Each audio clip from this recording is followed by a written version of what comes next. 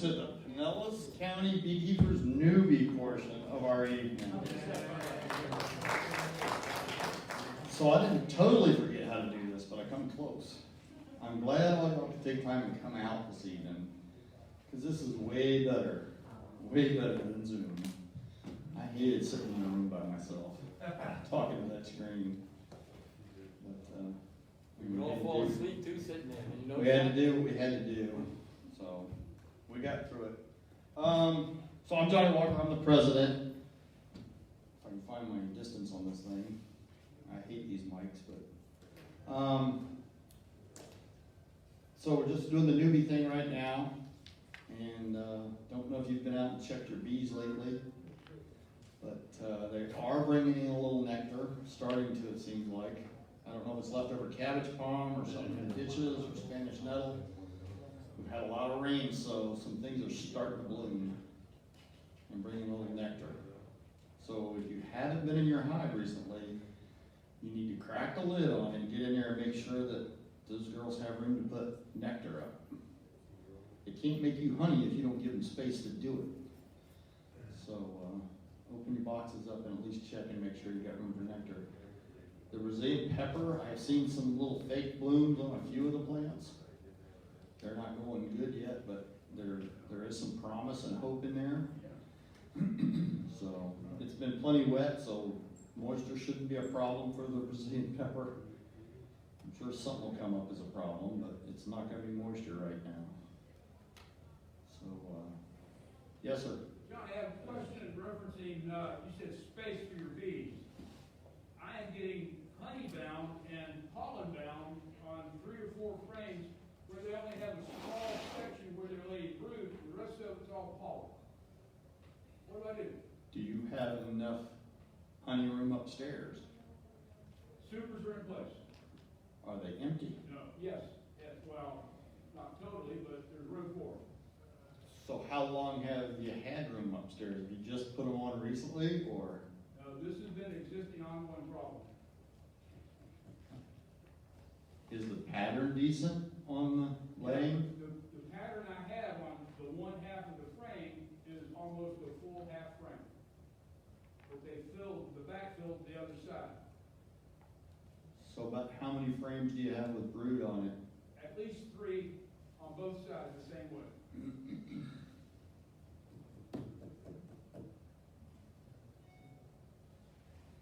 That's a tough one. How new or old is your queen? Within a year and a half. I mean, it sounds like she slowed down laying, but a lot of times in July and August they will. If you've been in and noticed, a lot of times your brood pattern will shrink in the summertime. So maybe they just haven't got ramped up. But usually when they start ramping up, she will push everybody to move all that nectar. But they don't always move all the pollen, but they will move the nectar up. The majority of it's pollen. I don't know, good answer. They brought in a lot of pollen earlier in the spring and summer because there wasn't a lot of nectar. So do I move those frames to the outer edges to keep her from trying to lay in them and then remove and put a new one in? Or how do I? It wouldn't hurt. If I was going to remove them, I would go ahead and remove them when this honey flow starts for Brazilian pepper, because they will build their frames back up real nice and quick. I would look through and see if you can tell what your older frames are. You should kind of mark them as to year or some kind of marking. And if they're 3 or 4, 5 years old, I would go ahead and pull them out and replace 2 or 3 of them anyhow. I would go kill them and do all of them, and then leave them on the outside. Don't checkerboard them. Put them on the outside and start moving that outside one in if it's the one that's the problem. Yes, sir. Do they only use pollen for brood, or they like to consume pollen? That's what I've been told. The pollen is they bring it in and they mix it with nectar and let it quote unquote ferment over a period of time, and then that's what they feed their young. So adult bees don't eat pollen or eat protein. Is that accurate? I do not know for sure. I was under the assumption that they mostly do the do know they say they mix the bee bread for the infant bees or the Right. baby bees.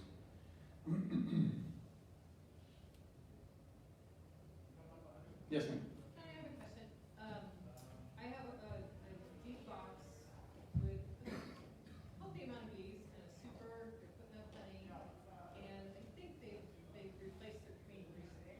And I find several frames that have eggs, you know, so there's somebody in there laying. So I was assuming it was the queen, and then I got to this one little section on the frame where there were multiple eggs, just in this little section, and sort of stuff on the sides, which supposedly is when a laying worker is present. But there were a lot that are just the single eggs. Is it possible that a queen, when she got started, she laid a few cells? Did they do that? What might have happened is when your queen was on the outs and they were rearing a new queen, and she was growing up and getting ready to fly and going on her maiden flight, coming back and settling down and starting laying, you may have had a laying worker start. And it really takes them a bit to get going. And but they'll lay multiple eggs in a cell. They'll also lay them, if you're looking at the bottom of the cell, they'll usually lay them off center Yeah. because they're not long enough to get them down and get them in the center like the queen is. Yeah, so I saw a section where it was like that, but then several frames where they were just fine. So I'm trying to figure out, is it like a really productive worker? in a couple weeks, if you go back in and it's either desisted or as long as it hasn't increased, I think you'll probably be all right. If it has increased and the worker's working on one side of the hive and the queen's busy working on the other, you will need to start pulling those frames out and walking about 10 feet away from the hive and just shaking them out on the ground. And the reason you do that is that laying worker will not be able to get back to the hive. She will be too heavy to fly. And the queen would be able to get back that far, and all the other bees and the baby bees would be able to get that far. But the laying worker would not be able to get back to the hive. Okay, thank you. Just make sure where you're dumping them, it's not a place you gotta walk through. Because you don't have to tromp through your bees to get where you're going. So it kind of do as an offset little area. But you also need to take, as you pull them out and empty them, kind of stack the frames off to the side, and then take the box over and shake it. To make sure you get all the bees out, because you can't spot her. You will never spot the female that's laying. So, any other questions? Those are a couple good ones. We haven't had good ones in a while. Yes, sir. I got one you can't answer. My bees are crazy washboarding. They've been doing it for almost a week now. Just outside the hive, rocking back and forth, doing a little washboarding. Why? Rocking or washboarding? You never heard of washboarding? No. So they just stand in one place and they just rock back and forth. All of them. They're not bearding, are they, on the? No, they're not very deep. And when you open the hive up and look at them, are they? They're fine. There's brood and Yeah. there's bees on all the brood, Honey. covering the frames nicely. Yeah. Maybe they just got rhythm. I should have made a video. I took a video of it. So I mean, if they're doing what they're supposed to be doing and the queen's laying, I mean, and she has all the different stages of larva. Yeah. Let them rock. Yeah, I mean, if she's doing her job, I don't care if they're square dancing or what. As long as they're bringing some honey back sometime during the day, they're good to go. So, I would keep an eye out for the next week or so. I'll probably go in about once a week. I looked up washboarding and nobody knows why they do it. Okay. I had never heard of it, but I've seen like in the afternoons around 4:30, 5 o'clock, they'll do a cleansing flight where a bunch of them will kind of look like they're a small attempt at a swarm and they're flying, and if you're looking at them flying, they're not going anywhere or really getting anything done. It's kind of like bee soup. Orientation flight, yeah. No, they're just sitting on the hive. And they'll settle back down and go back in the hive. But, no, I hadn't heard of washboarding, yes. Speaking of orientation flights, I see it all the time. It usually happens later in the afternoon, but the other day I had a hive, it was it's a big hive, and they did it at like 9 o'clock in the morning, just happened to be there. I was afraid they were swarming because I've never seen them do orientation flights in the morning, but is it normal for them to do orientation flights at any time, or do they, anybody have any experience with that? So the only time in the morning is so every morning is not the same morning for them. So if it's a little cloudy or a little overcast or a little this or a little that, they will not take off, you know, like at, not first light, but at good light. Right. So the actual orientation, but usually the orientation flights, if I can talk, are more for the younger bees. Right. That are coming out of the hive and coming of age, and they're having to do it. Usually the older bees that are experienced and all, I mean, they've got their clock set, they go. So I haven't noticed them at that time. That's a little later in the morning. I never have either. That's why. Because we've been having, I mean, we got pretty early daylight here, so usually by like late 7-something, 8 o'clock, 8:15, they're quite a few of them are on their way and they're doing their things if it's, you know, a nice sunny morning. Yeah, I've had one where it was the morning, you know, where it looked like, you know, orientation and stuff like that in the morning, but I've only seen that once as well. Like late morning? Yeah. So I mean, I've moved bees to farmers' fields and stuff, and you go out there the next morning and you want to see an orientation flight. When you put 30 or 50 hives in an area, and they're all coming out going, oh, Crap, where are they? and so 50 hives are doing orientation flights, you're like, wow, there's some bees in the air trying to I've seen figure that out where they're going. after like a stretch of 2 or 3 rainy days, then I see that odd. A little bit. This was just a normal sunny day after a couple other sunny days. And they No, got 9 o'clock and they were- I have never seen that. Yes, ma'am? We just did an extraction, and how long will the other bees go back to the place where they came from? How long do you think that lasts? You mean you did a removal? Yes. Okay. So, usually when you do a removal, or kind of the best way to do a removal, whether it's a cutout or however you did it, and you put some in a box and you get the bees that are there swept or vacuumed or however you get them into the box. And you leave the box there until nighttime, and then you go back and get them at nighttime, a day or two later. Well, Then you I thought usually it was have- a lot longer than that, so the queen would come out and, So did you do a trap out? yeah. try Okay. it out. Okay. So how, 6 to 8 weeks of the bees will completely go back? So 6 to 8 weeks is how long it takes to starve them out of a trap out to Right, come it out. was 5 weeks. Okay. And if they've all came out, you don't always get the queen. I usually tell people when they're doing a trap out to try and take a fresh frame of brood and put in their hive. I hear you. She told me to. And so you start out with a fresh frame of brood and put in there, and the bees move in with it, and they start taking care of it so they can start a queen cell. A lot of times a queen will not. Sometimes a queen will come out. But if you don't get her out of the wall, it can be really hard Right. to get it to where there's no bees. The question is, how long will the bees, because they keep returning to the original site of the hive. I have found in a couple of these, but let me know what you think. If that hive isn't starved out of the wall, if there's still any honey or protein or anything left in there, and the bees will just keep going to it. So you may have pulled the bees out a little too early to be done with it. Yes, ma'am. I can reply to that one? Hold on, yeah, hold on, go ahead. Perhaps you didn't move the hive farther enough away that they kept going back. So now, have you moved away from this property, or is the hive right there still on the property? Isn't it suggested 3 to 5 miles? Well, at least 2 to 3 miles, but. Right, well, I live like a mile and a half from where it was, so that's all we moved. No, they're gonna Not go far back. enough. No. That may not be far enough. You may have your bees drifting back because they know that's their home. But where they were is now sealed up. It was like inside of a column.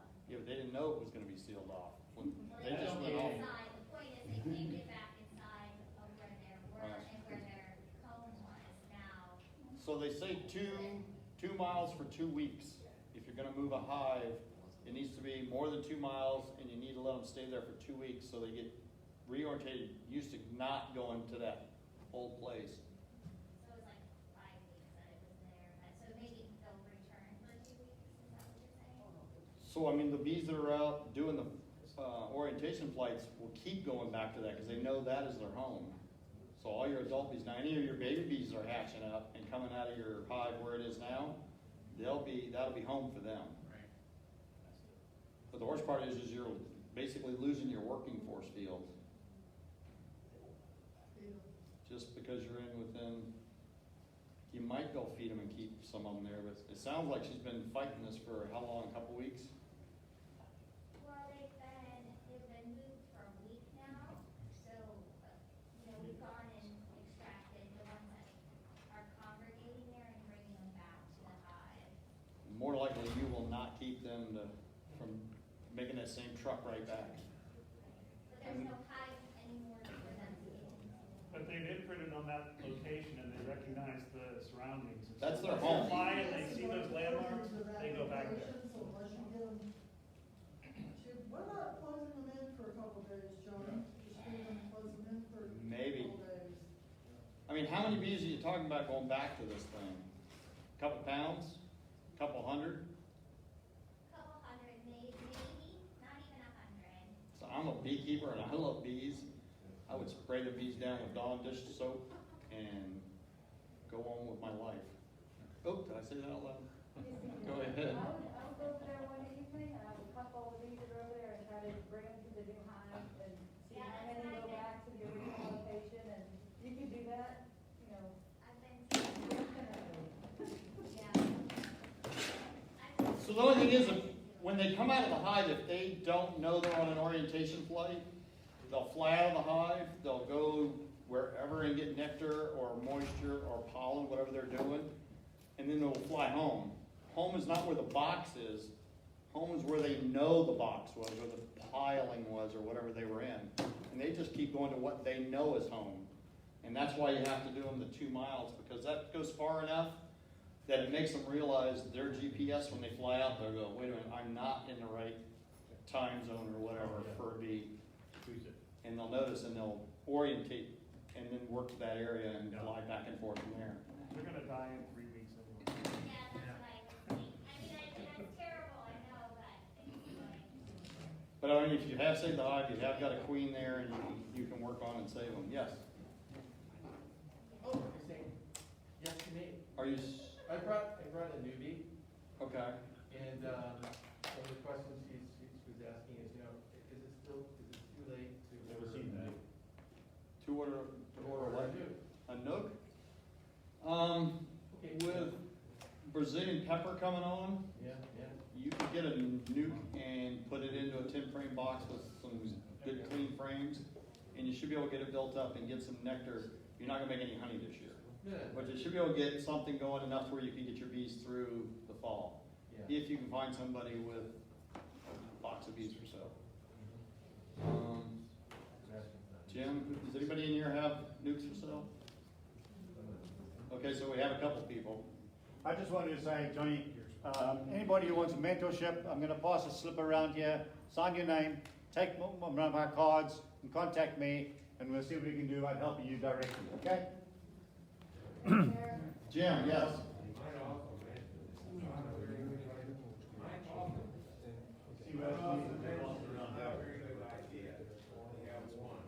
Oh, one hive?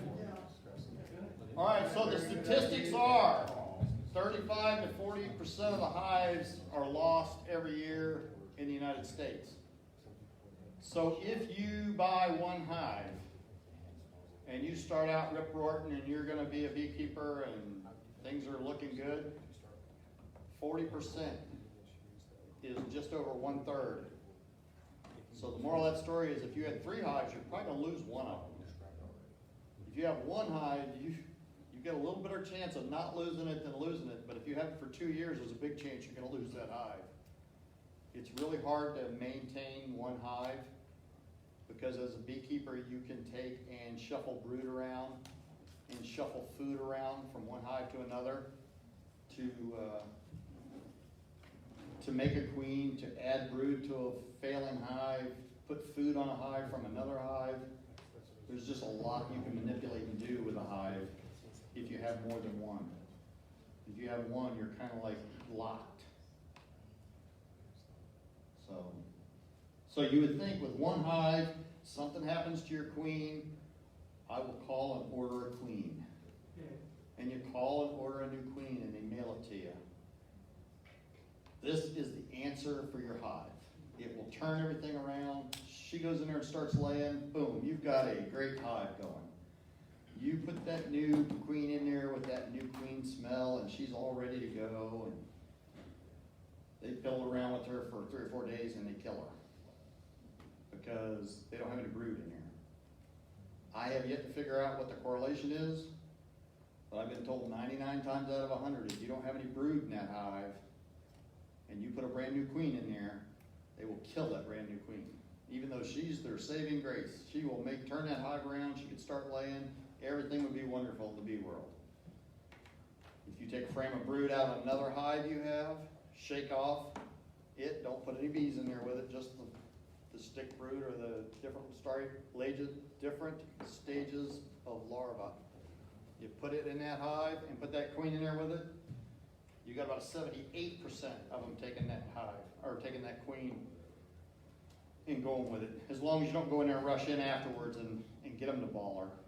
So once you put a new queen in a hive and you've checked and she's out of that little cage, you need to, I would say if you pulled it and see she's out of the cage, you need to gently close that box up and stay out of it for 2 to 3 weeks. Do not be going in there looking for your shiny new queen that you spent $45 and $35 shipping on and thinking, oh, I got to see this girl, she's gonna be gorgeous. She is, and she'll be there if you let her alone. If you go storming right back in that hive, the first weekend after she's done, and I can tell you this from experience, I'm not telling you what may happen, it happens, and you open that hive back up, you find her, all them bees roll up on her on a ball and kill her. I'm not sure why, but they do.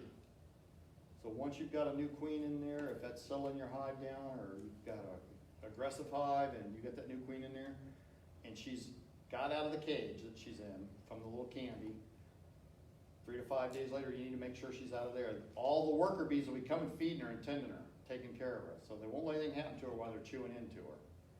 But once they get into her, they need to really have some social time to get in there and let her get laying and everything to level out in that hive. I would give it 21 days as my number. So if you put it in there and waited 5 days, you need to wait like another 17 to 18 days before you go back in there, 16 days. Yes, sir? What about a frame of brood with a queen cell? So if you have a frame of brood with a queen cell, you don't have to buy that high dollar queen. You can stick that right over in your other hive. She'll hatch out, depending on what stage the cell is. Walk away for a week or 2? So it would take ever how many days for that queen cell to be finished? And then it takes her a few days to a week to establish her strength to go on her maiden flight. 3 to 7 days. In that time she'll strengthen. She'll also be trying to find a good weather day to do it. And then she'll go out and look for her some fellers. And get good weather day? Get bred. Yes, she needs good weather because she's got to fly high in the altitude to mate in a free fall. I take another one right now. We've had a few good days, just not right at the moment. It seems like they've been rough.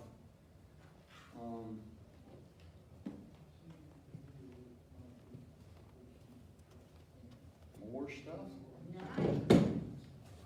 Buy your raffle tickets now. So if you have, by the way, commercial brought to you by, tonight we've got, looks like a couple smokers, we got a couple hot bodies, one you got assembled, one's assembled.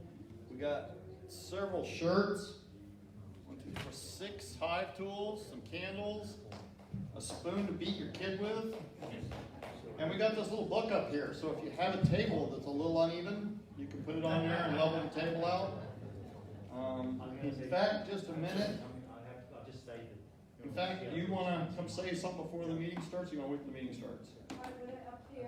Come on up and say something about that, if you wanna grab it, or if you got one. All right. So not only we have a book, but we have the author that wrote it. So if you get the book tonight,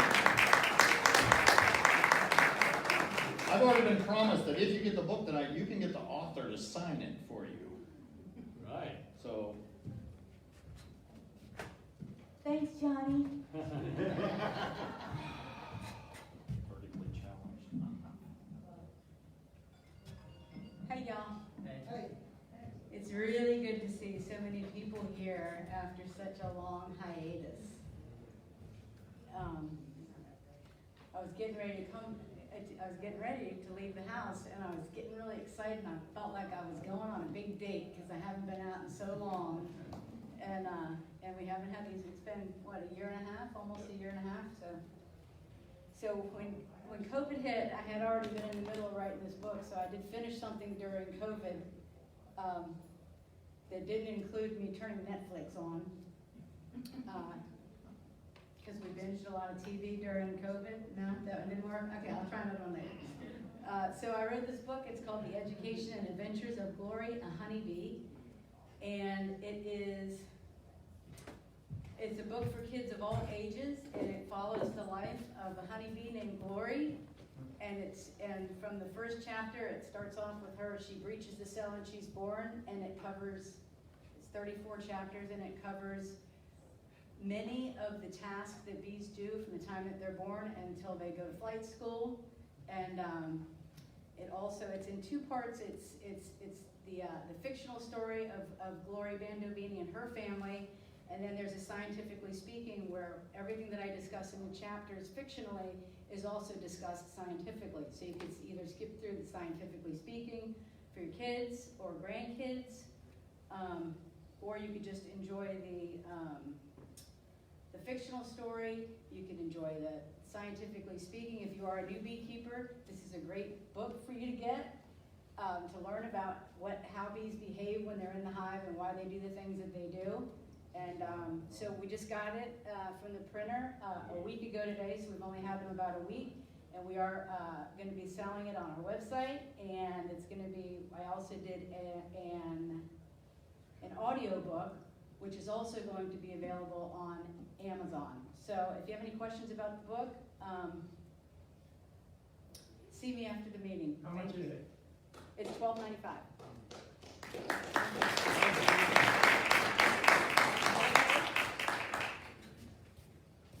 If anybody'd like to know how an EpiPen works, come and see Mike. He's got a folder here and a dummy kit so you can see how to play with it, okay?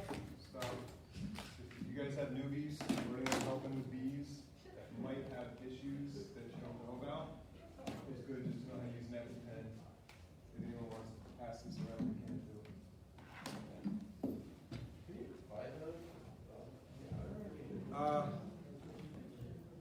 If you tell your doctor that you're a beekeeper and that you deal with a lot of people on a daily basis that might have allergens, they're more apt to write you a prescription for it, but it is prescription only.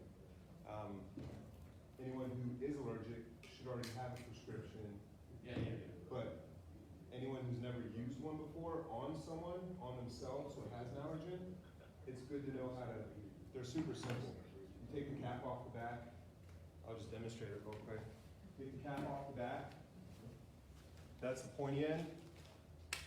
Hold it there for 1 or 2 seconds. And done. That's it. But, Do it again. but this says 10 seconds. The trainer says hold it for 10 seconds. The real ones say hold for 2 seconds. Same difference. It's within a second. Once it hits you, boom, pops, and it's in there. But it will not activate unless that cap's off. So you'd be stabbing someone left and right if they're having You gotta pop the cap, that's my idea. Yeah, exactly. And I always keep Benadryl on here. Yes, sir. One quick question. Yes, sir. Say I'm gonna get one, Sorry. I'm gonna get one, but how long will it be How long is it valid for? Yeah. So, I'm glad you asked that. There are expiration dates on all of these, but that little window that's right there, Okay, I'll tell you. there's a little window on it. If that starts darkening, it should be clear and light, the way it is now. If it starts darkening prematurely, throw it away. They say that's when it's non-effective. And They like to be stored in temperatures, if I remember, like under 82. room temperature or in a fridge, if it's above 80. So if you're getting one to put in your truck to keep with you, I take it in and out of the vehicle and it'll go back whenever I'm doing stuff. if you have a cooler or a lunch bag or something, Something to get. The Benadryl, and most people never need this, but this is a cool little thing, temperature track. It's a Bluetooth patch you can stick under your arm, connect it to your phone, and you can monitor the person and other vitals. Like Wow. 20 to 50 bucks, not cheapest thing in the world, but yeah. Reusable. How much is a pen? If you have insurance, they should be free. If you don't, that's where the big lawsuit was a couple years ago. $600 to $700 is what a piece could go for one. My daughter just paid, $50 copay on two. Great. And that's with her insurance. Yeah, yeah, and It's 50 for two. so this is the brand, not the generic. This is the actual EpiPen licensed brand, whatever. But that's what the lawsuit was a few years ago, that they were price gouging and everything. Now there's a generic one that should be like $200 if you don't have insurance or something like that. But still, it's epinephrine. That's, they say it's all it really is, but it's a life-saving drug.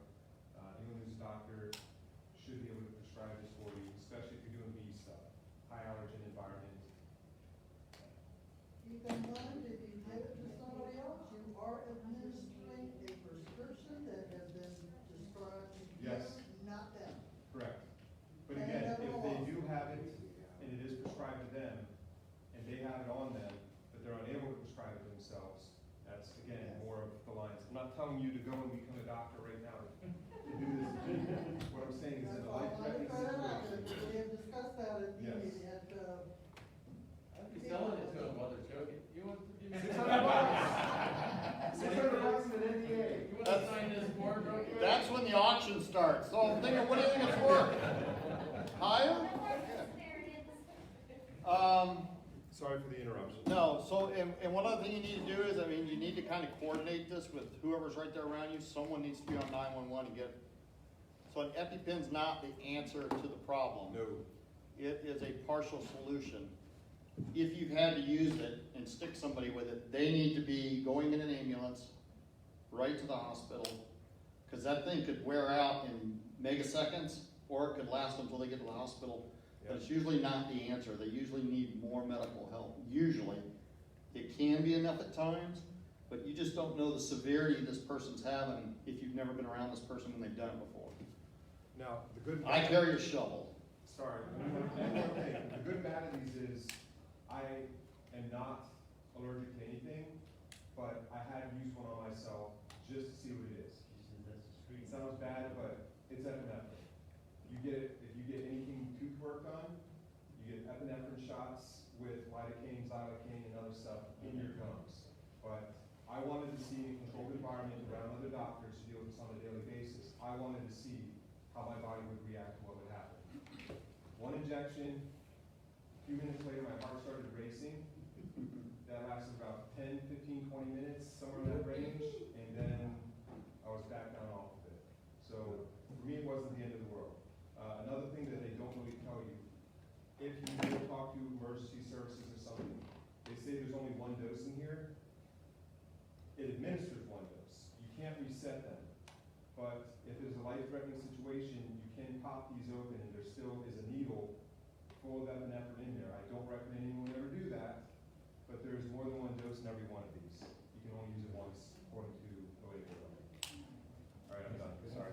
Thank you. Thank you very much. Good info. All right, so my bee thing, or my newbie thing is over. We're gonna go ahead and get the meeting started. It's a few minutes late, but since I'm talking, it don't matter. So once again, I am Johnny Walker. I am the president of Pinellas Beekeepers. I am ecstatic tonight to be here in this room, and I don't even like microphones. but I am so ecstatic tonight to be here and be in front of all you people, which we haven't done in about a year and a half. It's been a really long year and a half. Like I said, you know how I feel about the Zoom meetings, and we've already topped out more than we've had in our Zoom meetings. I don't know how many's here tonight, but it's a good-looking crowd. And I like the fact that you're not all a bunch of squares in front of me. It's nice seeing people. So if you would, since we are back in the building and we have all the facilities here, I would like to ask you to stand and take your hats off, and let's say a pledge to the flag. I pledge allegiance to the flag of the United States of America and to the republic for which it stands, one nation, under God, indivisible, with liberty and justice for all. You may be seated. Dear Heavenly Father, we thank you for this evening. We thank you for providing beautiful weather and this group to get back together. We ask you to bless us and be with us, keep us safe. In your name, amen. So, like I said, thanks again. I am just so excited to be able to do this and get out here. I do want to take a moment. We lost a fellow beekeeper this week. And I don't want to hash over a lot of stuff because I'm not exactly sure what happened. I was told, Bobby, they hit the power line, right? What was his name again? Jeffrey Johnson. Jeffrey Johnson. Johnson. He was a member of, I don't know if he was a current member, but he has been a member of ours and has been coming for years. And so he hit a power wire with a boom truck. Folks, when we're doing bee removals, and I don't know that he was doing a bee removal, but he was working with a boom truck. And he did do bees, so I would imagine it was a bee removal. He was doing a bee removal back, he had to finish it. Okay. He was doing it for somebody at his church. So when we're doing bee removals, you guys need to not charge in at 110%. Figure out what's going on around you. If you're dealing with a ladder, I am not getting any younger. Some of y'all are not getting any younger. You need to be careful on a ladder. And it doesn't matter if you're 21 or 61. A ladder can hurt you bad. So pull the strings loose on what you're doing. Stop and breathe. Make sure you're secure. Your ladder's secure. You're tied off. And I'm going to preach at you a little bit because safety's first. And there ain't no good age to fall out of a ladder or a tree. Or have something fall on you when you're trying to remove bees from it. So just safety first. We've actually, in the last year and a half, less than 2 years, we've lost 2 beekeepers to boom truck accidents. And that's just been in the Hillsborough, Pinellas area. That's not in the state of Florida and the United States. So what I'm talking about is a real problem. If you're with someone that's doing bees, coach them a little if they're getting a little leaning out on the branch, or if they're hanging off the ladder with a foot and an arm and another hand through the ladder swinging. You guys be careful. I mean, it could be your last chance. And if you're up near what is a power line, or the branch you're climbing out on is near a power line, you need to be careful. That stuff will reach out and touch you. I mean, like, it can jump like 3 feet and longer. So, we are going to send a card, correct? We're gonna talk. Okay, so we're in the process of trying to send a card to the family. Like I said, I didn't want to appear to be preaching, but I did, because I think that's a serious note. I would also tell you that if you're going to do a tree job and bee removal or a high up on a soffit, take someone with you. It doesn't have to be another beekeeper, but you need someone. And I'll tell you something else, and this is a freebie just in here because it's Florida. You're wearing a bee suit. It's August. You're wearing gloves. You're wearing jeans. You got closed-toed shoes on, and you're sweating profusely. You don't take too many trips up and down that ladder, and all of a sudden you're going, wow, I just feel a little off. Yeah, you're overheating. Listen to your body. Don't just keep charging because you've got to get it done. Slow down, listen, have someone there with you, especially when you're off the ground and doing other stuff. Have someone there with you just as a call 911 if nothing else, or slow you down and tell you to drink something or whatever. It's very important. And as you see, it can be deadly, so be careful. Okay, so we got that out of the way. Tonight, we're just going to talk about, so you got your spiel out of the way with the book?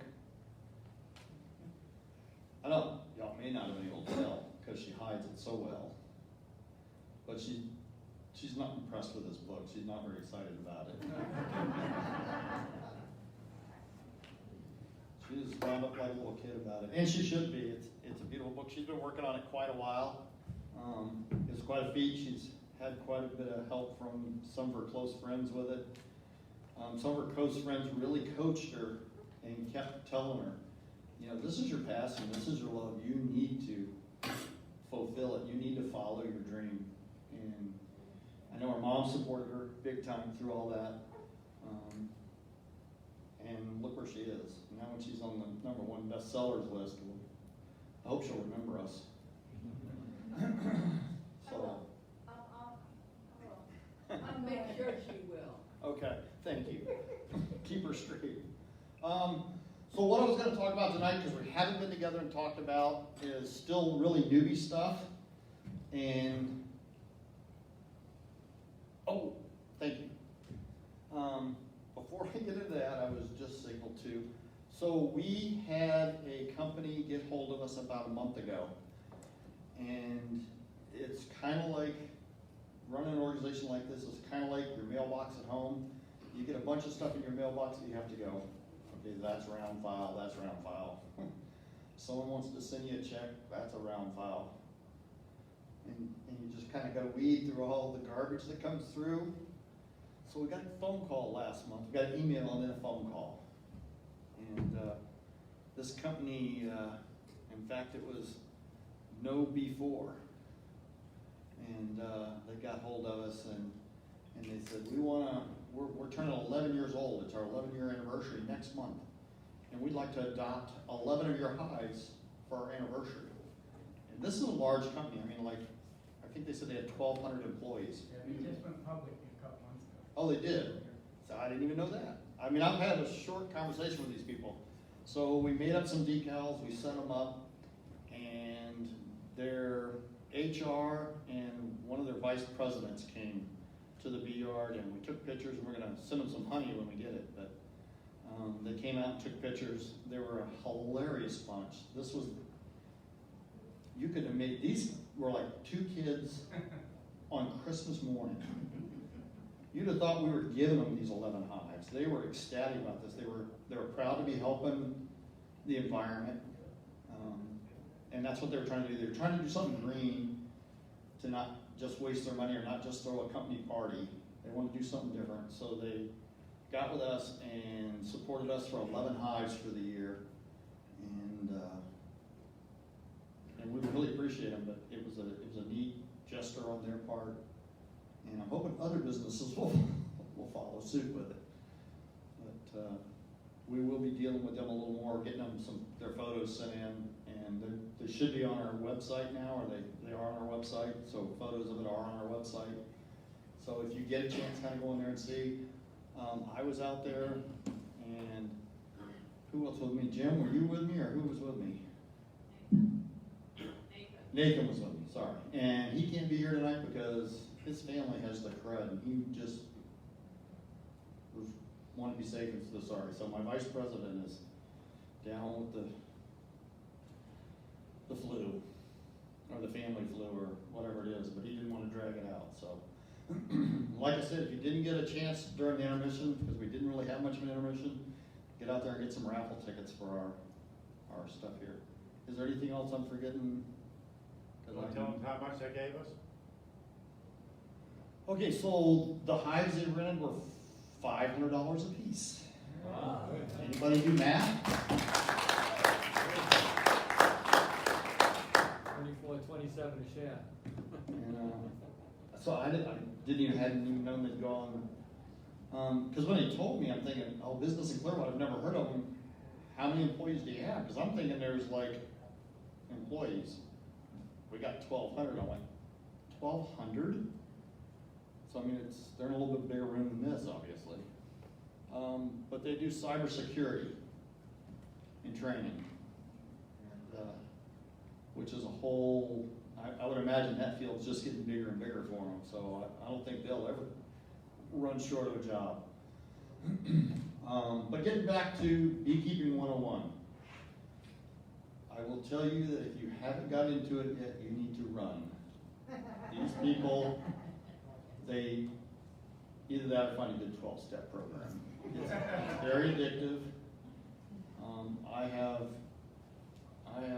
probably made some of the best friends I've ever made in my life in beekeeping in the last 15 years. Really, really great people that I love to death. I actually lost one of them, for those of y'all that remember Jimmy. But I've had a ball, met some really neat people, had some really interesting moments with bees. They can be your moment when the sun's shining through and they're just flying around being nice little girls and the smoker's keeping them calm, and you're going through a beautiful hive and there's lots of bees and there's lots of nectar in there and they got lots of brood, and you're just feeling like you're the best beekeeper in the world. And then there'd be days where it's a little cloudy and they're not quite as nice of girls, and the boxes are fighting you a little because they're sticking together and not working with you, and it's just not quite sunny and it's a little bit breezy, and then there's a clap of thunder. And that's when you learn the second time you hear thunder to put that box back together and get the truck and go to the house. Or close them up and go in the house. If you haven't figured this out yet, either listen to me, or when this is happening to you, you will go back to this moment of what I said and go, oh, I remember what he said now. So for those of you that are built a little more like me, and you decide in a moment in your life that I'm me and they're bees and I'm in charge here, you will get to a point where you find out that you are not in charge and you are not as large as you think you are. They literally can bring you to your knees. So work with them. Zen, for whatever you all take that as, really works. I mean, if you can find your calm spot, your happy spot, you're working with them, and they're working with you, I mean, you can't have a better day, in my opinion. And if you're having a bad day and they're having a bad day and the weather's turning into a bad day, it's going to be a really bad day. So if you take nothing else from tonight, please learn that.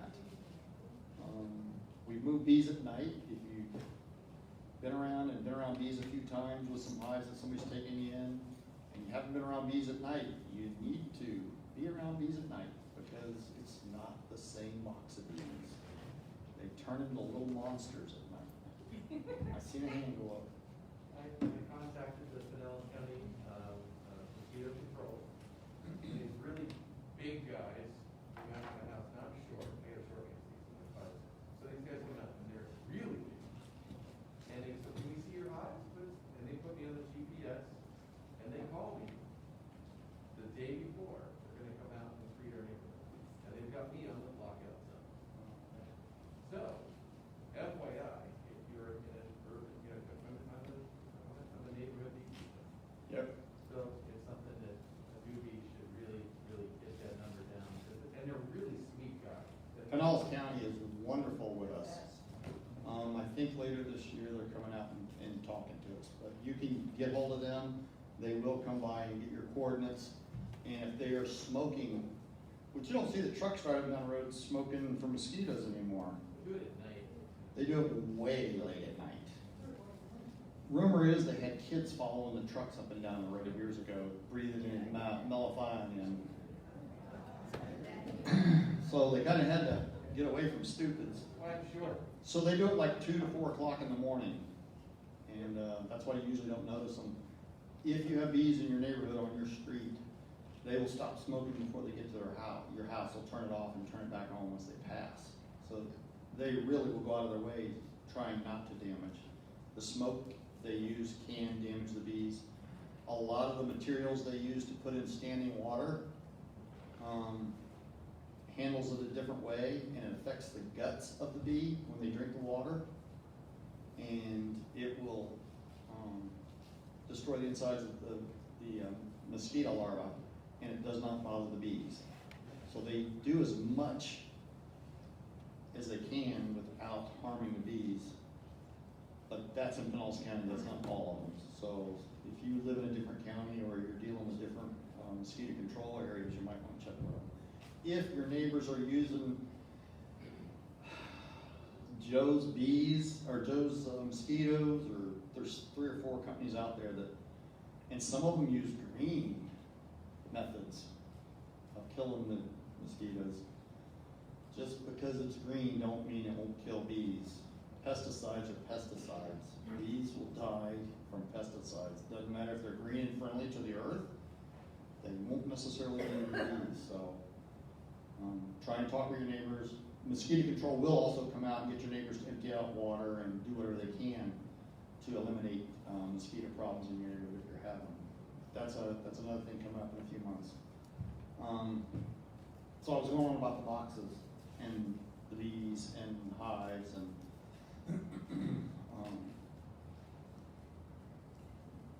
most of our boxes in our bee yard here at the college, which we will do on Saturday morning, a shameless plug for us. Saturday morning we will have a bee day in our bee yard, 8:30. It's on Ridge Road on the backside of the college here. We'll have a sign out. Come on out. We've got veils, we've got gloves, wear closed-toed shoes, preferably something long sleeve, lighter colors. And then on Monday, they'll be doing it at the Great Bay at 10, correct, Jim? 10 on Monday. So we're doing one on Saturday here for all y'all that have the weekends off. And then if you don't have weekends, or if you can work out a Monday morning at 10 o'clock at Great Bay, meet out at Great Bay Monday morning, and Jim in the back corner there at the table with his hand up will be out there with his posse, and he has veils and he has gloves, wears closed-toed shoes. We do have some ant issues, especially with the water that we're having around right now. It makes the ants move around, so be careful of where you stand or where you walk because of the ants mostly. But we'll open the hive up and go through a hive and look for the queen and look for brood, and I will hand you frames. You are not going to be a wallflower if you come to mine, and Jim probably will too. So come on out and see, put your hands on a hive and look and see what's going on in there. You don't have to buy a hive and go through all that. Come see what we got, get stung by our bees, and then if you really like it, get your own and let them sting you. So, but like I said, it is addictive. You will end up, if you end up getting a hive, usually you end up getting more than one, and then your wife has to tell you you've gotten carried away. And the wives are usually right anyhow. So, but I've had upwards of over 100. I've probably got 15 or 16, 18 right now. So I've been all over the place. But so like I said, we have here in our bee yard at the college and at Great Bay, we use 10 frame boxes. And if you read anything on the internet, you'll read about double 10 frame boxes and all, and that's up north. Most of the time we don't run double stacked 10 frame boxes because our pollination and our summer nectar and honey flow is a lot different than it is up north. And I'm not trying to be funny about this because I get carried away, but the way our bees, our nectar flow in Florida is more like a roller coaster. So most people would say, well, you know, March, April, we get a little nectar flow. Well, you didn't start with the first one. January, February, nectar flow. How many of y'all seeing stuff bloom in January, February? The people have been doing this for a while, but your red maple, your willow, all bloom early in the year. They don't make usually an overabundance of nectar or honey on that. but it will get the bees jacked up and get her laying good, so we can have a good spring. We used to have some really good orange blossom trees around, and of course, I think that's from 75, 80 years ago, and about most all those trees have died out in the neighborhoods around here, and all the rest of them have been pushed up so they could build neighborhoods. So don't have near the nectar flow from honey and citrus around here. But about that time, our oak trees bloom, and they will actually get nectar from oak trees. And then shortly after that, there's a few other ornamentals that bloom. Where you're getting towards palmetto, there's not as much palmetto in Pinellas County as there used to be. Johnny, did you say you get nectar from the live oaks? Yes. Wow, okay. So you will notice it more about every 5th year. Every tree will not do it every year, but about every 5 years you get a really good nectar flow. It's a darker honey, it's not bad. But, and then we'll get black mangrove all along the intercoastal here, and of course we've got intercoastal on both sides of Pinellas, and all around through Hillsborough and Manatee and Sarasota. That's a decent little honey. It's a little thin, and it's a little salty. Who'd have thought? And then we get into our cabbage palms, a few more ornamentals. And when I first got into beekeeping, I went to a seminar, and the old guy there told me that our winter time in Florida was July and August. And I thought, you know, he's been sitting a little too close to that lit smoker. Because he's saying our winter time is July and August. And I'm thinking, that's kind of way off base from any winter time I've ever seen. But what he's talking about is we don't have as much stuff blooming during the latter part of July and August. It's really a slow time for our bees. There's a little bit going on to kind of keep them from making you crazy, but it's a really slow time of the year. And then about this time of year, the end of the month for August, excuse me, there's a few little odd things start blooming, and then we get into Brazilian pepper. And I will tell you that Brazilian pepper is a horrendous weed that should probably be stamped out, and it's causing all kinds of problems in a lot of environments, and chokes a lot of waterways and a lot of things off, and kills a lot of other plants. Yes, sir? I'm also a climber, tree work stuff. I deal with this on a daily basis. According to FWC in the state of Florida, non-native invasive, as a climber, if I see it on the property, first thing I do is I cut them all down and remove them myself. I tell the customer I do it free of charge, and I get rid of Brazilian peppers all the time. So that was wearing this hat. Now, as a beekeeper, my bees bring Brazilian pepper in, builds them suckers up, makes them go really good through the winter. I hate the plant. I love to hate it. It's really an evil. It's really hard on the indigenous plants and lives. And I don't know that they'll ever eradicate it, no matter how hard they work and try it, because it literally grows like a weed. And we brought it into this country and started propagating it and planting it. And of course, we're going to make things better. So we get through with that, and it slows down at the end of beginning of November. And we extract some honey comb out that is, the comb and the wax is almost an orangish color. It's a really, really dark yellow, almost orange. And the first time I saw, I had moved my bees out to a bee yard that I got, and right down the street from me was an automotive junkyard. And I got out there that fall, and I went out there September, October, and I opened up my hive, and I'm pulling frames out, and I mean, they're just building wax everywhere and packing honey in everywhere, and I pull that frame up, and I look at it, and I go, uh-oh, it's got a green tint. These idiots are packing away antifreeze. They've gotten into the junkyard, and they're packing away antifreeze. I'm gonna have the hottest mess here I've ever had to deal with. So I call my bee inspector. And I says, uh-oh, what am I gonna do here? And he started laughing. He goes, yeah, I was expecting a call from you. He goes, I know where your bee yard is. He goes, that ain't antifreeze, it's nectar. And he goes, it has that green hue to it. And he goes, by that green hue, you know it is Brazilian pepper nectar. And he goes, they will shortly, within a week or 10, 15 days, they will cap it off. They will be able to dry it out and cap it off that time of the year. And he goes, you should be able to pull quite a few boxes where you are of Brazilian pepper. And he was very right. I pulled a bunch of boxes and continue to have over the years. But it kind of looks like fresh motor oil when you dump it into the bottles. It's got a really pretty color. It's not the real light frou-frou orange blossom thing or anything. But when it's in the frame for whatever reason, it looks like there's antifreeze. It's got a funny green glow to it. So, and then that's about it at the end of the year. So November, December is kind of a slow time.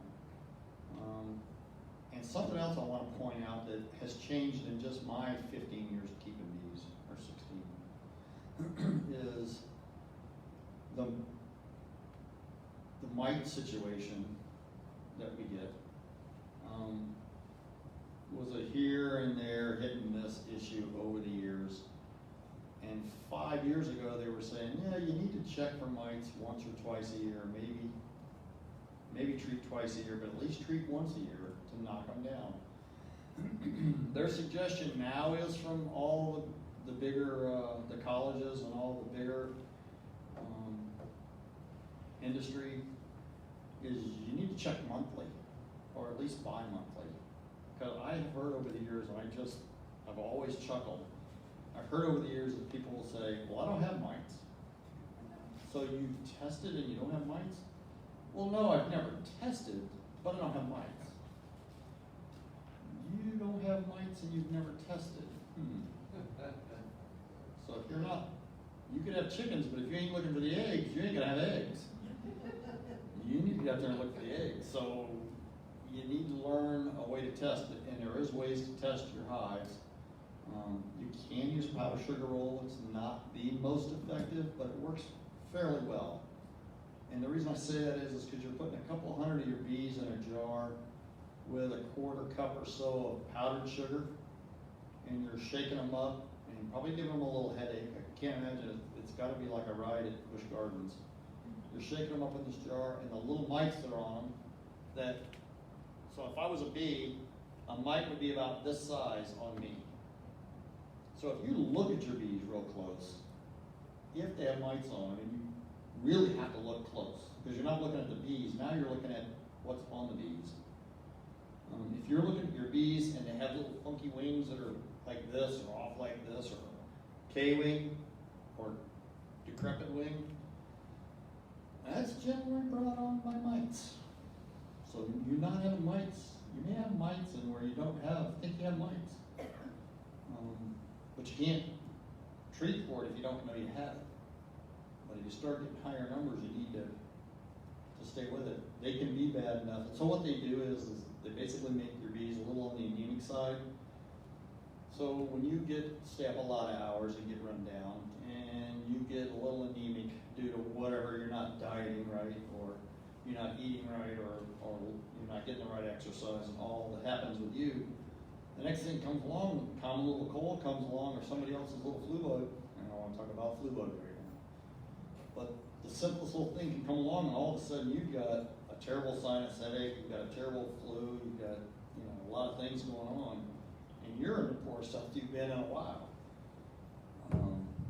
Bees are alive too. They can catch all these viruses that are coming along. So if you let your bees get in disrepair far enough that they are that decrepit, you can actually kill a hive of bees just with the different viruses. My last count was 38 something different viruses that come along that bees can get. So, yes sir? I have a question about treating mites.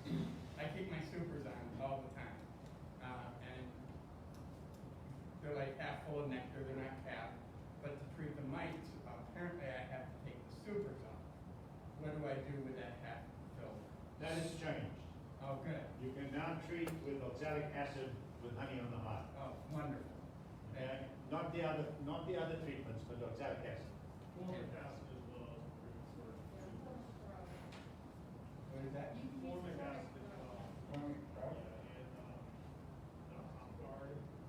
So they've got a new hot guard out, I've heard, that is doing a little better. In the past, hot guard didn't hold up real good to our heat. Some of the things you have to really watch on the labels, because it talks about temperatures. And in Florida, we run a lot of temperatures where it's really hard. The formic acid, the newer hot guard, I'm still waiting to hear the final numbers on that. But there are some solutions to having your honey supers on where there wasn't last year, even. Right. So you have to do some research. I keep hives, honey supers on my hives year round, so I had that same issue. The issue is honey for human consumption, not having the honey supers on or not. If you're gonna keep them on all the time and not consume that honey or sell that honey, then that's not really a problem. I keep a honey super on top of my hive with a queen excluder year round, and that's their honey. And then any bit they put in the next box above that, it's Johnny Walker's honey. There's no free rent, and they're having to pay rent, so they need to get with it. So, but I keep that other honey on there. So in the years past, I have treated with that honey on there because I was letting them, that be theirs, and then handle it and eat that. And I honestly believe that from when you treat, so you have a company come and spray your house for roaches. And a month, 6 weeks, 3 months later, you've got roaches again. Well, how can that be? You had a company come out here and spray to eliminate them. But that spray dissipates and breaks down over a period of time. I'm not a bee scientist, but I will tell you I've been doing it long enough that most of the pesticide, or not the pesticides, but most of the stuff I've done with my mites hasn't affected my bees long term for the worse. I do not like putting the heavier chemicals in there. I do try and stay shy of that, but over the years, I've lost large numbers of bees when I didn't treat as close as I should have. So you can lose a hive really quick. I mean, like you can be in it today, and by next Sunday or the middle of next week, you can have just a few hive bees left and nothing going on but robbing. So what's the best treatment to go with? Oxalic acid? Does the club have a sprayer for oxalic acid? So Can people do me a favor? Drop their mask when I'm they sorry. talk, because I can't hear anybody. Apologize. I'm not hearing it. For oxalic acid, that's the one you need the sprayer for, correct? yes, Does the club have a sprayer that we could use for our hives? we haven't yet. We're talking about getting into it. No, we do, Johnny. Oh. One of my people, Brian, donated one to me, and he said for anybody's use. Okay? Okay, other than that, is the Apricot the next one to use best, or is the hot guard better to use, or? So I will tell you, whatever regimen you need to come up with, you can't say, okay, I have found my silver bullet, and this is what I'm gonna take care of. They're talking about treating twice a year. You need to switch up every time you trade. If you keep 2, 3, 4 times in a row, if you do it, the next time you do it isn't gonna do anything to your mite count. They will get resistant to it, and you'll have to try some. So what they recommend is every time you do it, do something different. And they're $30 on Amazon. If anyone wants to know. So some can be a little expensive if you have 1 or 2 hives. That's why the club has an extractor you can borrow if you're a member. Because an extractor is an expensive piece of equipment, especially if you're only extracting 1 or 2 boxes of honey. So now, like a honey super, that's about this tall. I think it's 6 5/8, so it's about this tall. One of those with 9 or 10 frames, depending on how you set your hive up, will hold about 2.5 gallons of honey. So if you pull 2 boxes off your hive, which you can in the fall, and sometimes you can get one during the summer, so you can get 2 or 3 boxes of honey off your hives in a year. You know, you're like at 7.5 gallons of honey. And then you're thinking, so this goes back to, remember I told you to run because these people are crazy? what in the world are you gonna do with 7.5 gallons of honey at 12 pounds a gallon? Make me. There's one answer. You will make more friends than you ever know. I've been doing this 16-ish years, going on 17, and the first year I had honey that I did not sell the first year, that I sold some of it the next year. And about the third year, I ran out of honey before I got my honey back in stock. And I believe every year since then I have. I have never made enough honey to get all the way through a season. I don't advertise anywhere, and I have a metal rack at my front door where you drive by and pick it up. And I can easily sell 2 55-gallon barrels of honey off that stand at my front door. And there's a metal box there, you drop the money, and I don't have to talk to anybody. Those people will come get it, they will drop the money in there, they will grab their honey and run, they will give it to their neighbor, their sister, their cousin, and then they will be coming by and getting it. And at all the years, I've never come short a bottle of honey except once. I had a beekeeper come by and grab a bottle off the bottom, a gallon jug, and he thought someone would steal it off there, so he took it. Took me 2 days to figure out that he'd been by there, and then I called him, he goes, "Oh yeah, I got it." I went, "Well, why didn't you call and tell me, or why did you take it?" "Well, I didn't want anyone to steal it." I said, "You know, it just appears though that you did." So, the thing people think. Yes? It has to be on the label itself. So, if you are selling it out of your house, you do not have to purchase a bottling license, but you have to sell it to the end user. You have to sell it to me, you have to sell it to your neighbor. You cannot take and drop it off at the produce stand and have them sell it for you. I think technically you can't sell it on the internet, or is that? No, you can't. You can sell it, but you have to deliver it in person. Exactly. So, it has to be a person, and you need to have a label on there of the size, and you also need to have that it was bottled under the Cottage Food Act about 8 years ago, maybe. So it needs to say this conforms to the College Food Act. You just have the College Food Act on there, and then it's a 1 pound bottle. And your address. You're covered. Oh, your address. And not to serve it under children under 1 year old. Yeah, 1, 1.5, 2. I've seen that all over the place. So, yeah, Jim. There's a website for a state, you go to, it has all the rules. From Gainesville. Yeah. Gainesville's really helpful with putting out a lot of good information. And I will tell you that, so you go on the internet, and of course everything on the internet's very factual and true.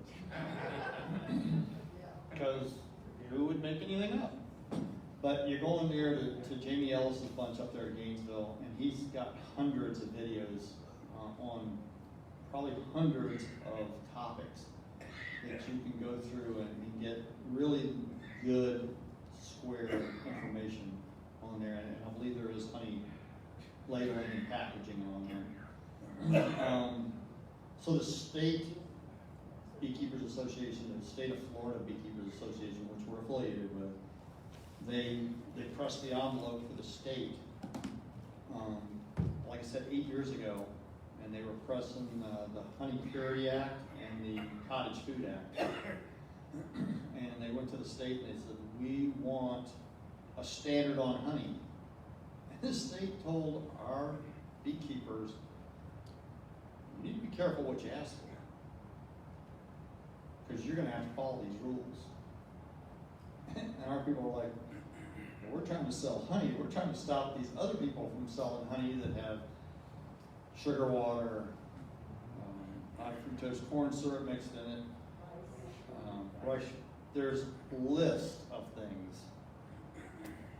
And I haven't heard a current one. I don't know if you have, or any of y'all have heard. At one point, it was way less than 50% of the honey eaten in the United States came from the United States. Not a slam on Sam's Club, but last time I was there, they had this nice big jug of honey. May come from Argentina. There's about 5 countries listed on there where the honey may come from. If you're going to eat honey, or if you know anybody's going to eat honey,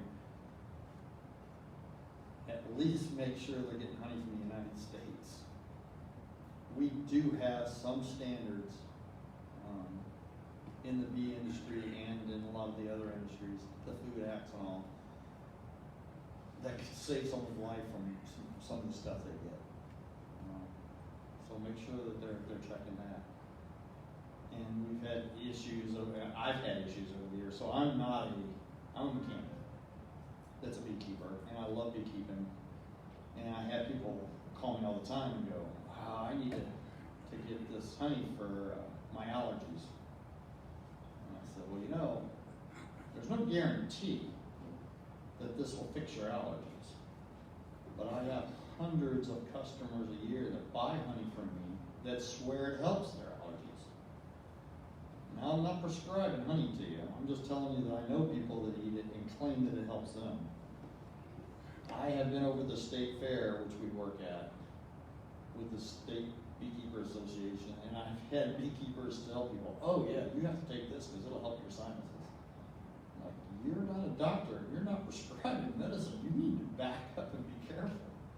So, there's nothing wrong with being zealous, but be careful. You don't want to be. And about 10 years ago, there was a guy over in, it was either Hillsborough or just out past Hillsborough, that was doing a bee removal. And he got most of the bees out. I think it was in the attic, if I remember correctly, and I might be wrong. And he got as many of them as he could, but there was still some further back in the attic. So he had a pump sprayer,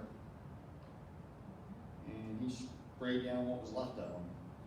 And someone had called and said something about it, and they came out from the EPA. He got a $10,000 fine. He is not licensed to kill bugs. Now, on the flip side of that, since then that has happened, once again, the State of Florida Beekeepers Association went to bat for us. And we can now, when we're doing a bee removal like that, and we have some bees like they were talking about earlier that they just couldn't get rid of. And so when someone's paid you money to get bees out of somewhere, and you've come and got a big box of bees and got them out of there one night, and there's still bees flying around there, they're not feeling like they've got the best deal in the world. They're feeling a little jolted on that. As a beekeeper, you can take a pump spray bottle with some soapy Dawn detergent, and you can spray those bees down, and it does kill them. But at some point, I mean, somebody had those bees removed for a reason, and you're trying to get them out of there, and then some of them are really hard to get. The last few hundred can be really tough to get. It's not going to affect your hive much, but sometimes you have to do it. But legally now, we can do it by using Dawn. You cannot use a pesticide. If you use a pesticide, it makes you an exterminator, and as an exterminator, you need a license, and then you need this, and you need that, and all of a sudden, you can get a $10,000 fine. Tony, a vacuum cleaner works very well for the last few. Vacuum cleaner works too. You also can get in trouble by going over to someone's house and cutting the wall out and taking bees out of the wall. And then if you tell them once you get them out of there, you say, okay, you need to get a carpenter to come back in here and repair this, because I don't do repairs. I would let them know that ahead of time, not once you cut the wall out. It's just, that's one of those little information, a little bit goes a long ways. Because you don't have a carpenter license, and you didn't pull a permit, and all of a sudden the simplest little thing of getting a box of bees out can be a landslide of trouble for you. So kind of figure out what you're doing before you get in too much trouble in a situation like that. Yes, sir. I have a contract that I pulled off the internet. If anybody wants to, I'm happy to share the bee removal contract that I use that states stuff like what you're responsible writing that you're not gonna fix their house. So you gotta remember, you're hacking up their house, their shed, their whatever. This is their home. And you're going to rip some siding off or whatever. There's power wires, there's phone wires, there's cable wires, there's water pipes. It can get into a bad box. I have had them come to me out on the beaches and ask me to go to power boxes and pull beehives out of the power box, and I go, ain't no way. There's terminals in there. If you hit them with that hive tool, you will light up like a Christmas tree. And it don't matter if it's the one way up there or it's the one on the ground. That's the same voltage going through it. That's gonna kill you dead before you get a chance to think about it. So this is the latter thing. Don't get out of your safety zone, or don't get stupid with what you think you know. Yes? Duke has their own guy to remove bees from power boxes. I can see why, because that's. Yeah, they have their own guy. That's all he does. I've known several people that do water meters for some of the different cities. So the worst you can do is get wet at a water meter. It's July and August. Trust me, wet is not your problem. You're going to be wet. So, like I said, that's just things you have to be careful on. And getting into places, one of my third bee removal job was outside a guy's back door in his yard. And they were just up in the soffit. He goes, I just noticed them, they're just there. Okay, so I went over there to remove them, pulled the soffit down, started digging them out. Soffit was about this far out. So I'm taking comb out, taking comb out, taking comb out. A couple of buckets later, I'm taking comb out, taking comb out. I'm reaching back in over the ledge of the wall, the block wall. I'm still taking comb out, I'm taking comb out. This room wasn't completely, it had been finished, but they were gonna redo the room. The only thing left in there was the sheetrock on the ceiling. I ended up tearing the sheetrock down. That hive went 5 feet into the room from the inside of the wall. So it was like 7 foot from the outside to the inside of the wall. Just noticed it, it hadn't been there long. The comb inside there was black. It had probably been there 10 years. But he'd never seen them. They're up there, they're out of the way. They ain't bothering nobody. So, like I said, be careful when you get into a job like that. It can be a lot going on. Anybody else have any other questions? Yes, sir. How's your rural count these days? We did not check ours last month, did we, Jim? Are we due to check this month, tomorrow, or Saturday? We will do a check Saturday. So we're gonna check some of our hives Saturday. So we've been trying them every couple months. They weren't bad last month. They were worse the month, or May, June, or whatever. You said you didn't like doing sugar shakes. What do you? So no, I do like doing sugar shakes. I don't think they're 100% effective. I think they're probably 70, 80% effective. The next shake you would do would be an alcohol wash. The issue with doing an alcohol wash is you put 200 bees in a jar out of your hive, and you shake them up with a half a cup of alcohol. And we're not talking about the really good stuff, like the top shelf alcohol. We're talking about rubbing alcohol. Ooh, Johnny Walker. So it's not like they're gonna have a party afterwards. You kill them when you use an alcohol wash. Now the flip side of that is, would you rather lose 200 bees or 20,000? Thanks. We kind of started to use the powdered sugar because we did something really bad. Can you drop your mask so I can hear you? I can actually do it loud enough for you to hear me with the mask on. We stopped using the alcohol because we did something really bad. We put the queen in the cup. It was a very bad day. All right, so in 101 powder sugar rolls,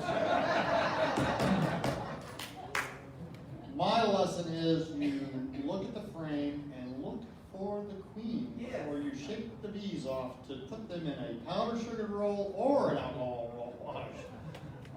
can't imagine the queen would fare too well shaking her in a jar with 200 bees.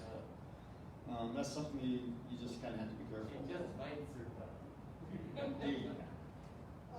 One of the things that was mentioned at Ecology is when you do the sugar roll, try to be sure that the sugar is straight confection sugar. A lot of confectionery sugars have cornstarch in it, Yeah. keep it from clumping. That's it. Cornstarch, they don't like, it's not good for them. Yeah. No way, So the big problem is they breathe through the hard parts in their plates. And if you put a bunch of little powder on them, they suck it in and can't breathe. So you might as well alcohol wash them. You got a better count. Well, with straight confection and sugar, they will clean it off of each other. Right, they dust it off through 'em. It's really cool when you dump them out too, because you have all these ghost-looking bees flying around for a while. And then if you go from hive to hive, so we don't check all our hives every time at the bee yard. We'll check 3 or 4 out of a dozen, do 10% or 20%, and we can kind of formulate the numbers will be fairly close. But you got to check them. You got to know you should know what your numbers are to be a good beekeeper. Don't be a bee haver. Be a beekeeper. Yes, sir. Are any of you folks using thermals when you're doing removals? You as well? Who Thermal was? scopes, FLIR, are you guys using anything like that? I have no. No?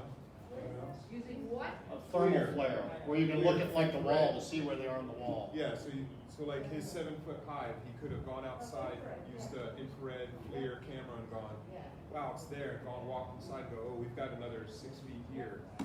The problem is with the cheaper ones, if it's hot out, Yes. it's hard to see them. Yes. Especially when you're doing the ceiling of the attic, because everything is red in Florida, or yellow, or.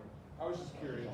I used them a lot up north, and I use them down here from time to time. So is there any other questions? We're gonna do this raffle thing real quick. It looks like we got quite a few raffle tickets in here, so you all must have got out there and done well. Because we've got honey and all kinds of stuff on here. Any other questions? Saturday, we are doing the bee yard Saturday morning. Jim will be doing the bee yard Monday morning at 10 o'clock. Had a great day. Carl, I'd like to thank you for being our man out by the door and keeping everybody calm. He keeps everything moving before you get it in here. Like I said, my vice president was out. We do not have a secretary. The one we have is just stepped down. We are still looking for one. If you're so addicted you think you're going to be a part of beekeeping anyhow, and you're kind of organized, I could use a good secretary. The club could use a good secretary. So, get with us afterwards. Anyone else? Derek. The mentor thing is a great thing that Derek's got going around. You can be a mentor or a mentee. Just because you've only been doing it a few years, trust me, you're going to know more than some of the other people. And then you still have people you can talk to, so don't ever think you know it all. You can always call and find out more. But it's nice to know someone in your area that might be having the same problems as you. And then their bees may not be bringing honey in at the same time. Maybe there's nothing wrong with y'all's bees. Maybe it's just the time of the year that it's just slow. So that's why you need a mentor, to figure out what's going on. It's not like having a dog where you feed them and you put a can of food down every day and they eat it, and you let them out and they're good to go for the year round. Quarterly, they probably do different stuff, and you need to know what's going on. You may not know everything, but I guarantee you'll know what not to do from experience. So unfortunately, my know not what to do's has been with the death of a hive. And it's really, over the years, it's really bothered me because I'm just not that one. And so I enjoy beekeeping, but to lose a set of bees, I got to a point by the 3rd year where I almost quit because I had a bad year. I lost a lot of bees, and it was tough. Biggest problem is you don't read the book. And that's it. You know all the stuff, and the problem is sometimes you just need to let the bees be the beekeepers. So you're gonna pull a ticket. There's a ticket. All right. So for our first ticket, we're gonna start with a smoker. We're gonna start with a smoker, we're gonna end up with a smoker. You can't win it.